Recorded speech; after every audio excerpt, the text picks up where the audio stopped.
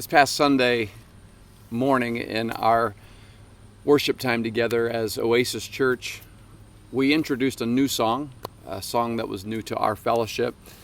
It's not a new song per se. It was actually written in 2015, and it actually sounds like a very old song because it's a hymn. It's a modern hymn written by Matt Boswell and Matt Papa, titled "Christ the Sure and Steady Anchor." I want to talk for a few minutes just about the song and why I think it is so valuable to us right now, particularly right now during this time in our own lives, maybe individually, but also perhaps collectively as the church, and perhaps even as an entire, a much larger body of Christians living in the United States of America during a time of what seems to be turmoil and shifting back and forth, and almost like you're living on water where there's no steady ground at all. If you've ever tried to stand up on a raft, for example, or stand up on a small boat or on a surfboard, some people who are pretty good at surfing can stand on a surfboard, but you can't stand on it forever. Eventually you fall. Sometimes you feel like that's what life is like right now. And singing a song about an anchor may actually be pretty relevant to us today. When Matt Boswell was asked about this modern hymn and why he wrote a hymn such as this, he said that several years ago, theologian Carl Trueman posed the question, "What do miserable Christians sing?" And Boswell said that this hymn was my response to that question. That there are times when, due to our humanity and the entire scope of the human condition being naturally sinful, we fall into moments and times in our lives where it doesn't feel very good. There's doubt, there is confusion, there's frustration, there's discouragement, and we wonder what God is doing. And he said it's times like this and moments like this where we feel very vulnerable, where a hymn about an anchor that digs deep, that holds us fast, holds us steady in our faith and in our life and in a world of turmoil. It's moments like this where a song like this is most needed. Christ, our sure and steady anchor. Playing up the metaphor of the sea and the storms and the wind of life, this song is crafted around the idea of holding on to Christ, who is our anchor when trials are really high and really present, very much present in our lives. And the verses all follow a pattern as you think through, as you sing through the song, and they remind us that even as the strength of the storm, the tempest, it says in the song, grows harder and harder and faster and more out of control, what seems to be so out of control, when you have an anchor that is digging into the ground, actually the more movement there is in that storm, the deeper that anchor goes and the stronger that anchor begins to root into the ground. And so the very fact that there are storms ought to give us confidence that our anchor, who is Christ, is actually digging in even stronger. Christ the sure and steady anchor in the fury of the storm. When the wind of doubt blows through me and my sails have all been torn, in the suffering, in the sorrow, when my sinking hopes are few, I will hold fast to the anchor, it shall never be removed. Verse 2 talks about failure and sin and temptation and being accused of sinning and that shame that you feel when you sin.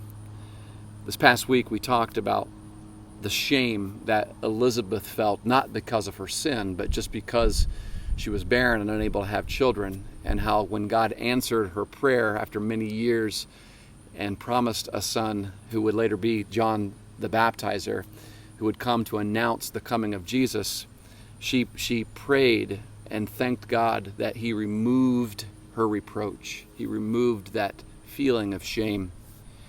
And one of the things that holding on to Jesus does, holding on to that anchor does, is recognize that because of our sin, we need an anchor. We need one who is stronger and able to overcome temptation, just as Jesus did. And because he did, he is able to be that anchor for us.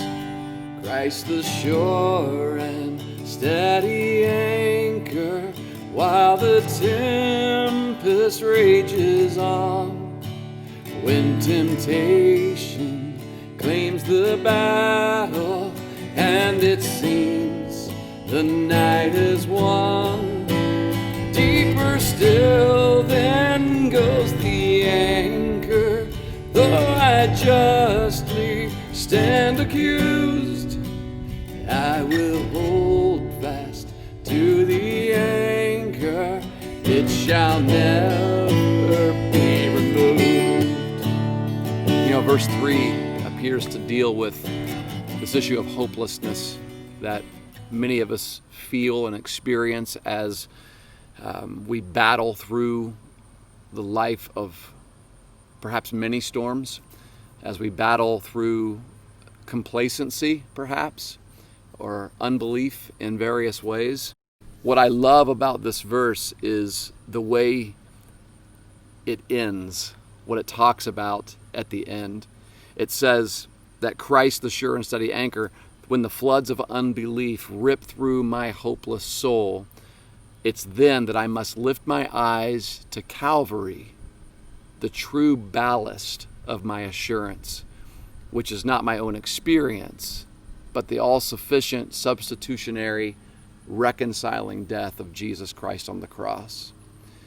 You know, this idea of a ballast, you may not think about that very much, that term very much. A ballast, what is a ballast anyway? And what does it mean that Calvary is my ballast of assurance? Well, in keeping with this whole theme of the sea and boats, and it's sort of a nautical theme that this song has,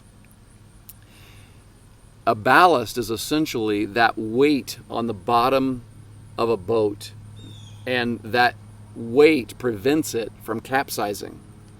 And so the song says that Calvary is the ballast of my assurance. So when you think about what this is saying, then think about what this means for us. A ballast is something that guarantees the non-capsizability, the non-capsizing of our salvation. Your salvation cannot be capsized. It cannot tumble over. It cannot be destroyed by because it's not being held by your performance. It's not being held by your mood today. It's not being held by your consistency even. It's not being held by your faithfulness even. It's not being held by your sincerity. It's not being held by the fact that you pray a prayer or prayed a particular prayer. It's being held by one thing and one thing only, and that is the ballast of assurance which was gained for you at Calvary on the cross of Jesus Christ. It's only in the death of Jesus Christ that ensures your salvation cannot be capsized. Christ the sure and steady anchor through the floods of unbelief, hopeless somehow. Oh, my soul, now lift your eyes to Calvary. This my ballast of assurance, see his love forever proved. I will hold fast to the anchor, it shall never be removed. just like many hymns do, the fourth and final verse deals with death and those thoughts of what happens in that moment. And what I love about hymns is it seems like we're always reminded that death is not the end. It's not the destination for the believer in Christ, for Christians. That just like Paul says, that as we draw our final breath, we will cross that great horizon to Christ, the shore of our salvation.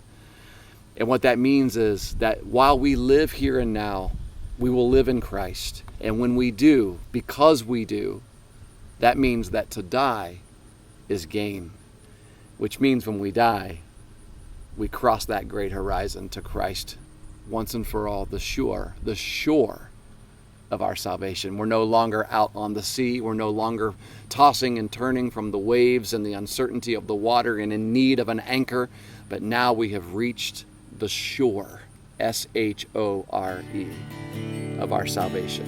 And we stand firm on the ground for eternity with Jesus. Christ the sure and steady anchor as we face the wave of death.